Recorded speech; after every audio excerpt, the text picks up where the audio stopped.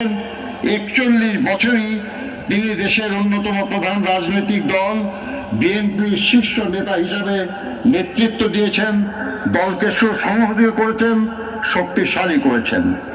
দীর্ঘ 9 বছর স্বৈরাচারী এরশাদের বিরুদ্ধে অবিরাম লড়াই করে 1991 সালে অবাধ সুষ্ঠু নির্বাচনের মাধ্যমে বিএনপিকে পুনরায় রাষ্ট্র ক্ষমতায় অধিষ্ঠিত করেন তিনি।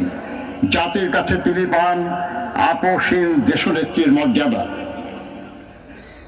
দেশের মানুষের স্বার্থ রক্ষায় চির আপসহীন দেশনেত্রী দেশ বিদেশের কোনো অপশক্তির সামনে কখনো মাথা নত করেননি।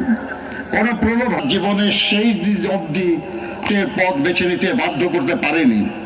তিনি বরাবর থেকে গেছেন দেশের মানুষের পাশে। তিনি বলতেন, বিদেশে আমাদের বন্ধু আছে, প্রভু নেই। জনগণের কল্যাণে গ্রহণ করেছেন একের পর এক যুগান্তকারী সব কর্মসূচি। উন্নয়ন ও সমৃদ্ধি অর্জনে তার